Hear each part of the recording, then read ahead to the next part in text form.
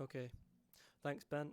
So now we're just going to do a quick run through of Path to Glory. I will do the mode A, the scripted mode first, and then we'll go through mode B so you can see the difference between the two. Okay, so a player can move around, you can roll, you have a single attack, a double combo, and a triple combo as well. I hold left trigger and pull the right trigger, it fires an arrow, and if I press B, that's the magic attack. Okie doke. So the green circle is the player's health ring, and in the bottom left corner down here you can see how many lives you have left.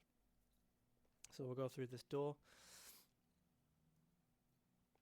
Enemies will spawn in, so I'll just beat these with this. Shoot them with an arrow too.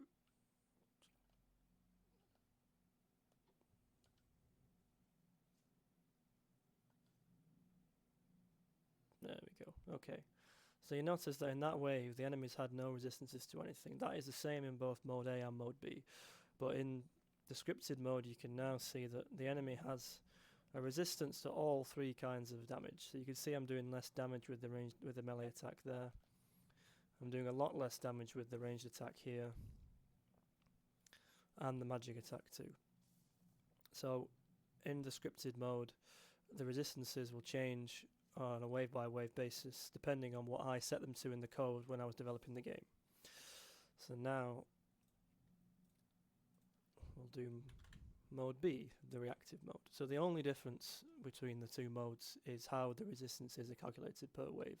So in this in mode B now,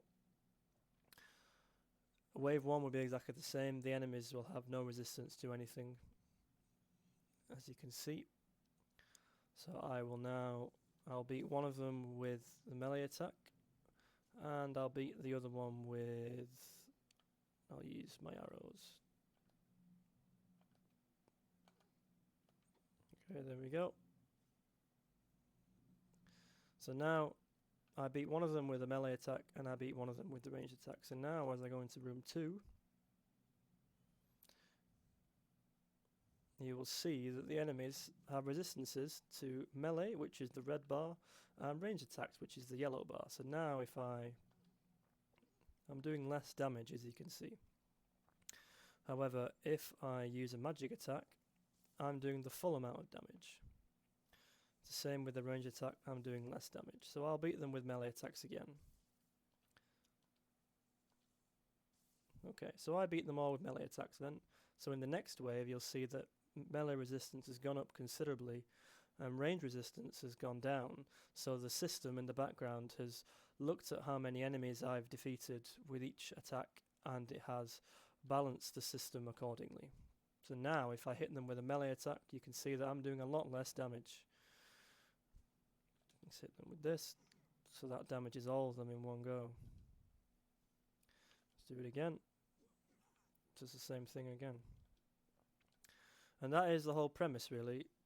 It's quite simple. There's lots of different components, like the combat system, the enemy's AI, the two systems, reactive and scripted, and the wave system, the doors. There is some sound effects in there as well, but they're not all fully implemented yet. So finally, I will go into room 3. It's quite a big room, this one. I'm not sure why I made it so big, to be honest. So the enemies spawning again, and you can see that I didn't kill any of them with magic attacks in that last run. I used melee attacks and range attacks, so the resistances haven't changed. And that is the whole premise of the game.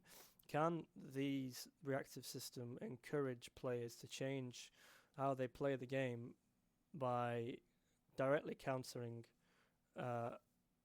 the method that they have most used to defeat the enemies?